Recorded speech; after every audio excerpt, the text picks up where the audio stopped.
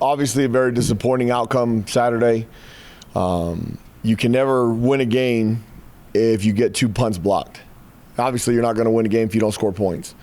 But it started off, this whole team of what-ifs, the very first play of the game, we jump off sides, we false start at the tight end spot, or we've got the potential of a 40 to 50-yard gain on the very first play of the game. If Isaiah is fast enough, it should be a touchdown because we have everybody blocked up and the quarterback's going to be running down the field. Instead, it's 1st and 15, and we shoot ourselves in the foot. And then we come out on defense then we get back up, we punt, and they block it for we stop them on defense, we get the 3 and out. They punt, they stop us again, block the punt, score a touchdown. That's unfortunate, really bad. Defensively in the first half, up until the last 2 plays, I thought we had played good enough to give ourselves a chance to win.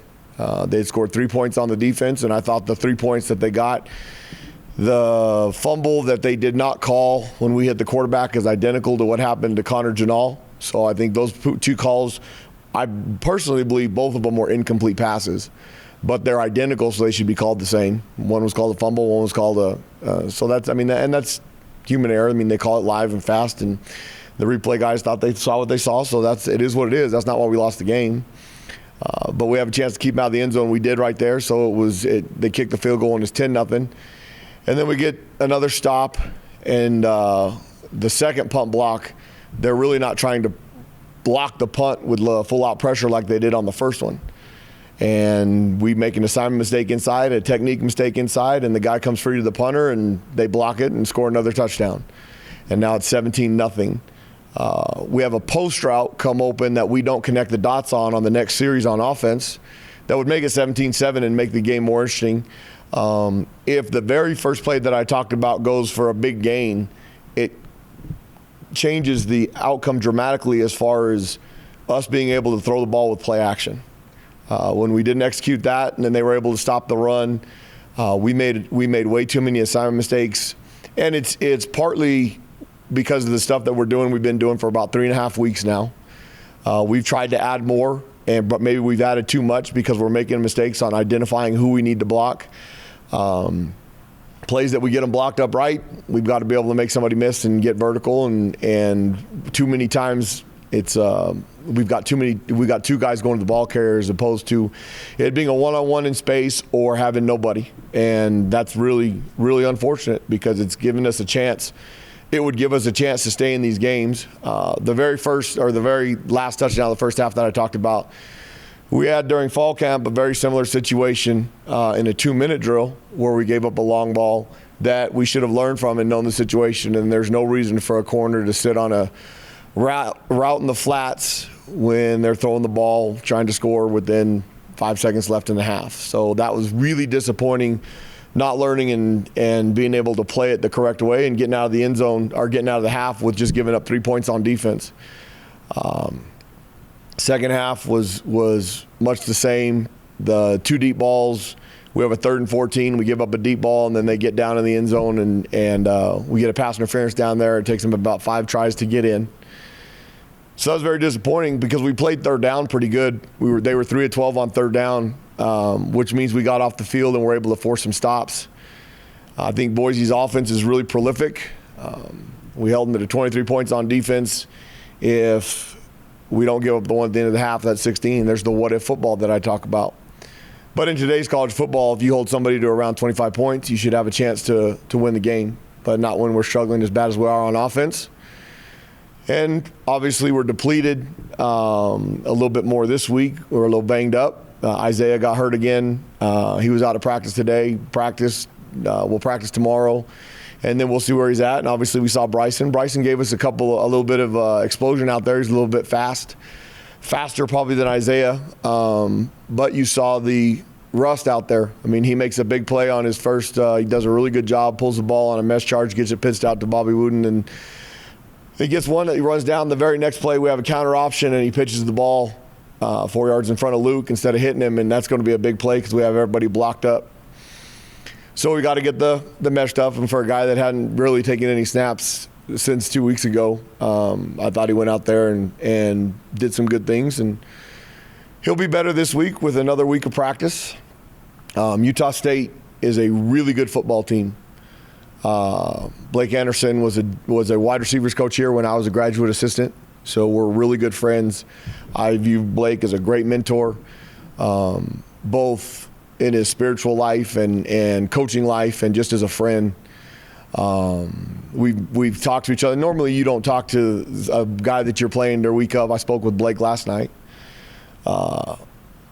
He's done a great job, obviously. I think he should be National Coach of the Year for turning around a team that won one game last year. And what Utah State has, and this is taking nothing away from Blake, in 2018 that team was 11-2. And then they had a coaching change. They went 7-6 with a coaching change, and then they had a whole bunch of turmoil with Gary Anderson and all that stuff happened. And the 2020 season, they went 1-5. But they have really good players, and they've had good players. It's why Matt Wells got the Texas Tech job. So Blake has gone in there and done a phenomenal job of gathering the troops back together with some talent and adding some talent. Bonner, who came with them from Arkansas State. It takes a really good coach to be able to mesh those personalities and get them to believe, but they have good players. And so I think Blake should be the National Coach of the Year for what he's done. And if they find a way to get into the championship, good for them. I want to spoil it and give us some momentum going into the offseason. I'm guessing we'll have 14,000 to 15,000 people here on Saturday, because that seems to be the strong core of fans that have consistently showed up. And I know they're depressed and hurting and frustrated and all those things, just like everybody in our program is. I said year 2 was going to be miserable, and this isn't no excuse. I thought this was going to be the toughest year of it. And we're going through all those things. The worst part of the year 2, obviously the scores are terrible, but it's probably set us back. The COVID deal, our restrictions of not being able to lift. The Vegas thing did not set us back at all, having to go. Was it hard? Sure. Was it tough on our community? Sure. All those things, that did not set us back. I think we got out of the 2020 season what other teams did. The restrictions we had in the weight room and all those things have hurt us. Strength-wise, you can see we get thrown around out there at times, especially our older guys. And that's hard to – that's the biggest I think that's the biggest setback we had from all that stuff. But this year has been no different than I thought it was going to be when I looked and evaluated whether I wanted to take this job. And I wanted this job because I think we can be really special and we'll win conference championships, and we will, and we're on the right path. Defensively, we have a chance to finish in the top 40 in total defense in the country, which hasn't been done around here since 2008. And in 2008, we weren't very good on defense. But if you look at the roster, other than Ray Luatele, Tavian Combs, and Ronald Wilson, the rest of the guys are the same guys that we played defense with here in 2019, and they finished 127th in the country. So the guys are believing in what we're doing, especially on that side of the ball.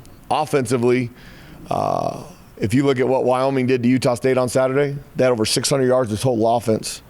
That's a team that we held to 3 points. And Levi Williams played against us. He's been playing for them the last 2 weeks. Defensively, they do a really good job, and we were able to execute and run the ball. We did not obviously do that very well the last 2 weeks. Some of that's players, some of that's mistakes, and some of that's coaching. So it's a combination that we have to address all three and give ourselves a chance. The response, it falls on me. If we want to be a triple option team from day one, that's my fault. We should have done that from day one, and we'd be further ahead than we are right now. I think that gives us a unique chance to be competitive, but I'm going to stick to my guns about I don't think you can throw the ball 3 to 7 times a game and win championships on a consistent basis. So we've got to be able to develop a passing game in the offseason, but the triple option stuff, when it's done right, is really, really hard to defend, and that's coming from a guy that we had to see it 3 times, and it was really hard. And they obviously led the nation in rushing in 2016 around here. They did that because they had great players. And they did a really good job offensively, schematically, and gave people trouble. The running backs they had, every time they touched it could go 80. We're struggling with that right now. We don't. Now we'll have some of those next year from the guys that we have committed and guys in our program that'll be around. So that'll be. We got to continue to build on that, but we've got to have a passing game that we don't just rely on wheels and play action from the option to work. We won't be successful doing that. We'll be successful. We won't win championships on a consistent basis, in my opinion, doing that. So we're making progress. We've got a great opportunity to go out there and compete in our stadium on Friday afternoon or Friday morning, 11 o'clock. The weather's supposed to be really nice. We've got a great task. They're really good on offense and they're really good on defense, and they're vying to get into the championship. So, I mean, give them credit. Go ahead, Van. Could you just talk about senior day and another class leave? Yep. What have you said to some of these guys? I meet with the seniors every morning at 7:15.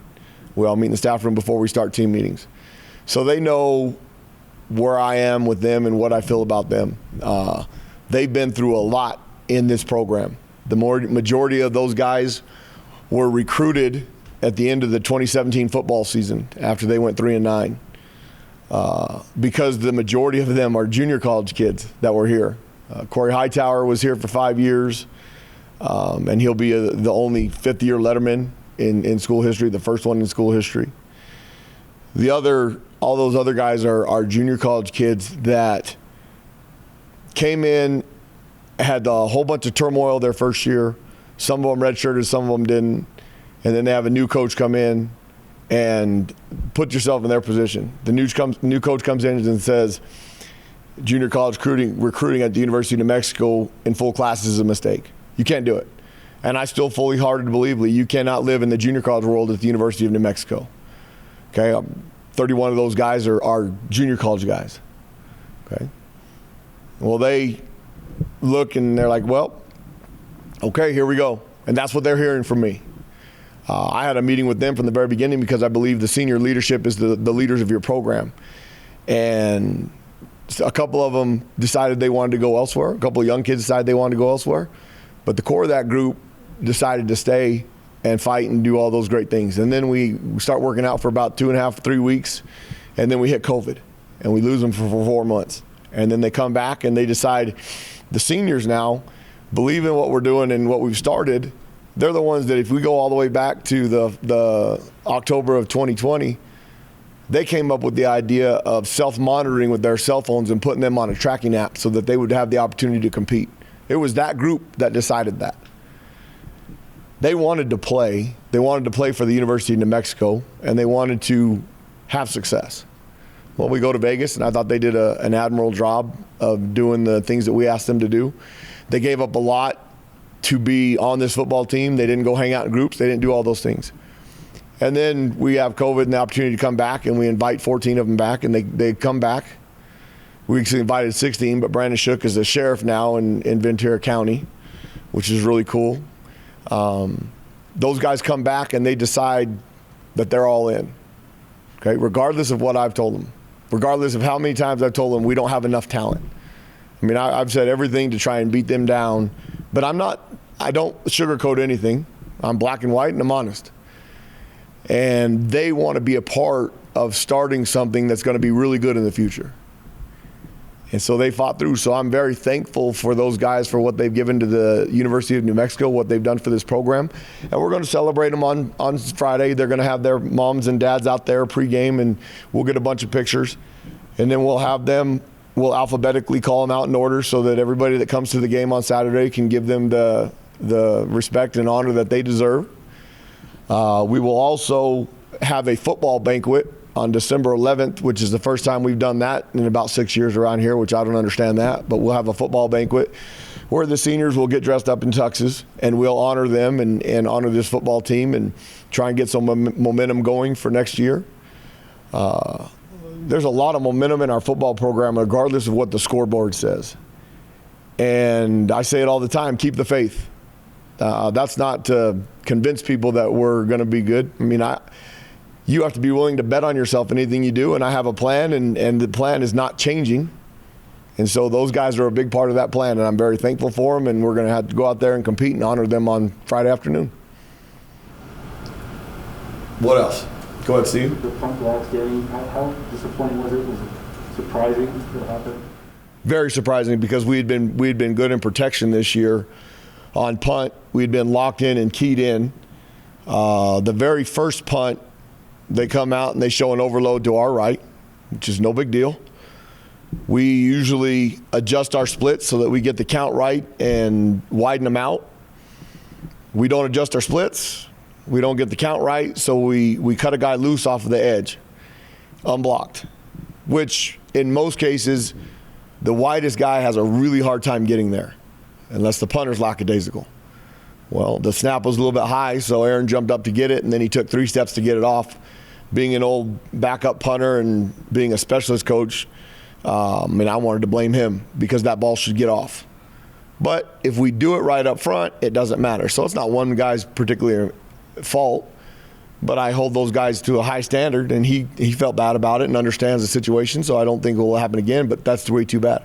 The second one, they've got 3 guys rushing, 2 guys rushing the shield, basically to make sure that we don't fake the punt because they're setting up a return, and our middle shield doesn't block the guy. He hits him with his shoulder, elbow, and he's free to the punter. That's a lack of being into it. That's a lack of technique. That's a lack. That one was the most disappointing. You get 2 punts blocked and they return them for touchdowns. You get 2 punts blocked inside your 10-yard line, you're going to lose a football game. And that was the most disappointing thing because schematically and attentive-wise, they'd been really into it. And we make 2 mistakes that we don't normally make. It's not because he quit. He made a mistake. He didn't do it right. He thought because of the way they were coming at him, they thought the guy was going to let up. So he went to hit him like he normally does instead of annihilating him like he should. And he got through there and blocked the punt. Go ahead, Ben. What are you guys doing for Thanksgiving, like even with the team and stuff like that? So we'll practice Monday, Tuesday, Wednesday. The younger guys after school on Wednesday, the majority of them will go home. It'll be the first time that they're at home really since the beginning of the season, since back in August before we started. So those guys are a lot of those true freshmen that came here in July have not been home. So a lot of them will go and have an opportunity to go spend the time with their families.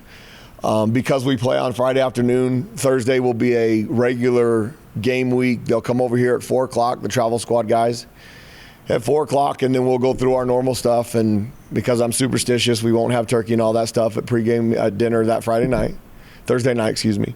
But Thursday morning, a lot of the coaches are opening up their houses to have a Thanksgiving meal at noon. We'll have probably 10 to 15 at our house, I'm guessing. With our families, and I think it's really important for them to have the opportunity, and everybody will be taken care of to make sure that they're celebrating Thanksgiving, and then we'll go about our business come 4 o'clock and get ready to play early on Friday morning. Any cooking contest or anything involved in that? Well, we do a pretty good job with the turkeys, and then obviously being in New Mexico, green chili and red chili are a big part of the menu. My wife's an amazing cook, and we'll have everything ready. And my son loves ham, so we'll have a ham and all those great Thanksgiving treats. And unfortunately, the Cowboys play in the afternoon because I'm a Cowboy fan, so the Lions and Bears will be on in the morning, and then we'll get over here and go to work. On Saturday, you have any plans to hit up any of the local state championship games? Maybe check out the local town? Well, I tried to get the Cleveland Rio Rancho game here in our stadium. That was beyond my control. I really respect Coach Ridenhour and Coach Pannoni and what they've done for this year.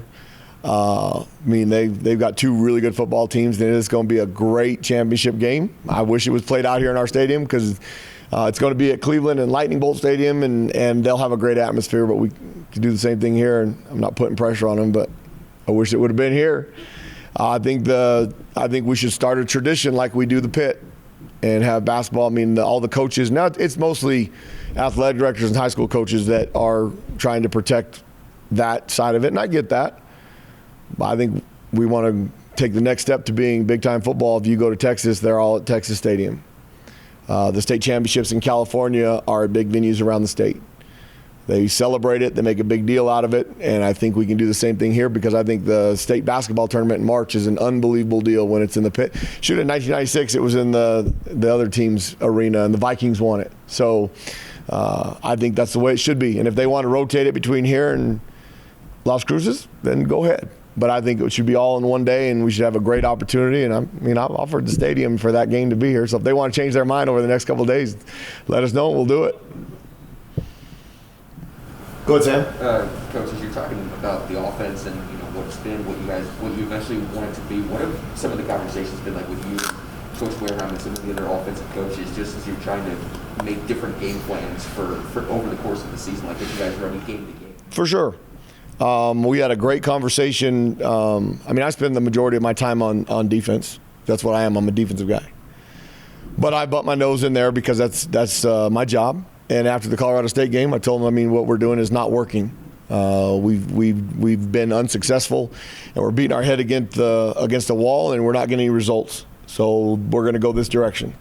And Coach Wareheim was on this staff in 12, 13, and 14. So he was at Sam Houston State when they were running the triple option stuff, and I felt that gave us the best chance to be successful on a week going into Wyoming. And so I thought they did a great job of putting a game plan together, and I thought our kids did a really good job of executing it. Now, Wyoming didn't have any idea it was coming. And I thought they did a good job of making adjustments to get that done. And then I told them this is the path we're going to continue to go down to give ourselves a chance to be successful in games and competitive. And the next week against UNLV, we rushed for 260 yards in the first half. Now we give up a couple big plays on defense, and we turned the ball over, which was the catalyst to getting beat. We can't turn the ball over 3 times, and we can't give up a 75-yard touchdown on defense. And so it changed. We're obviously not a team that can play from behind. And we got behind the next week at Fresno because we turned the ball over on the second play.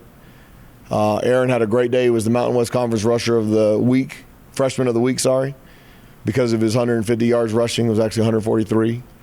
When Aaron gets a little bit stronger and bigger, that 143-yard day will be a 300-yard day because he had about 11 or 12 one-on-one tackles with the corner, and I think they made 11 of them. And I think those are tackles that he'll make in the future, break, and we'll have bigger plays. The consistency of, right now we obviously cannot protect the quarterback and drop back. We've seen it over and over, and you see the result. And that's where our guys have been getting hurt. The triple option, when we execute it, gives us a really good chance to be competitive and successful. I think it's really, really hard to defend. But if you're a triple option team that does nothing but the triple option, you throw it 3 times a game. If you come up to a situation like Saturday where you don't execute and they stone the run, you're done. Your defense better shut them out, and you better score on defense, or you're done. And the problem with being nothing but a triple option team here at New Mexico. When I was at San Diego State and we played them, we were able to stop the run, and they couldn't throw it. We won. So we have to develop a way to be able to throw the ball. But I think what we do on offense running game is really hard to defend. And if we had done it for a full year or 2 years, then we'd be really, really good at it. So with an off season of doing some of that stuff, then we'll be good at it. But there's got to be other parts of your offense. And I didn't, obviously you get beat 37-0, you question a bunch of things with what you're doing during the week and how you do it. So I had Coach Wareheim meet me up here, and we went one-on-one over the tape. And we're going in the right path. We just need to continue to get better players. We need to coach them better. And that is not a surprise from where we're at. The score of 37-0 was a shock, disappointment, and was it unattainable that was going to happen? No, I didn't. There's chances every week that we're going to give up points and not score. But I go into every game with the idea that we have a chance to win. I thought we had a really good chance to win on Saturday, but you get two punts blocked, you don't have a chance. So we'll have a chance on Friday. I honestly believe that in my heart. We'll have a chance on Friday. I believe our kids believe that. If we take care of the football, if we play better on special teams, we'll have a chance. And then we got to keep them out of the end zone, obviously, on defense. Go ahead, Lee. Coach, as far as this last game, last year we saw momentum in the last 2 games. Mm-hmm. How important is it for these guys to pick up a win and take that into the offseason to say, okay, we're on the right track. We're Mm-hmm. on the right path. I think that stuff really helps. I do. It's no different than last year. The last year, we were 0-5. Everybody's miserable. We beat Wyoming. We beat Fresno. And when we get back into town, everybody acts like we're never going to lose a game again. And I tried to warn people against that. Some of that was fool's gold. We got better. Fresno was missing a lot of players in that last game, COVID-wise. I mean, they had a bunch of the same guys, but they didn't have the depth chart and those things. So we beat a team that was a little bit depleted because of COVID, and we had 0 COVID incidents last year. We got after Wyoming 2 years in a row. I mean, maybe we have their number. I don't know. They'll be ready for us next year. But we had good momentum going into the season. I think it helped with a little bit with the season ticket sales, with the opportunity to be able to play football here in our community. If you go back to 1999, Brian Urlacher's senior year, we finished 4-7. We beat Air Force on the last game of the season here in our stadium, and I thought it gave a lot of momentum for the offseason. So I think that stuff's very important. Did it change the trajectory of our program? It did not. We finished 5-6 the next year. And then the following year we finished 6-5. And then the following year we finished 7-6, excuse me. And then the following year we finished 8-5, and then we finished 9-4. So do I think those things help? I think they help a ton. I think it gives the kids walk around with a smile, and you go into the off season lifting weights and all that stuff. Does it change the trajectory of your program? I don't believe so. Is it important we win? Yes. That's the number one goal and the only thing that matters. Go ahead. You know, Terry got hurt really early. He didn't get to play a lot. Is there a chance he could come back next year? Terry does have a medical. I mean, we could apply and probably get a medical year. Terry Wilson's been through a lot of stuff as a football player. We'll sit down at the end of the next week and discuss what he wants to do as a football player. I don't think Terry wants to play college football anymore. For my guess would be. I think Terry's ready to move on, and if it's an opportunity to get into a free agent camp and try there or something else. But we'll sit down next week and have that conversation and decide what is best for him and best for our program as well. Go ahead, Steve. When you're working with the defense, the whole defense, or is it mostly the secondary that you're working with? And how has the defense been able to improve so much these past couple of years? Well,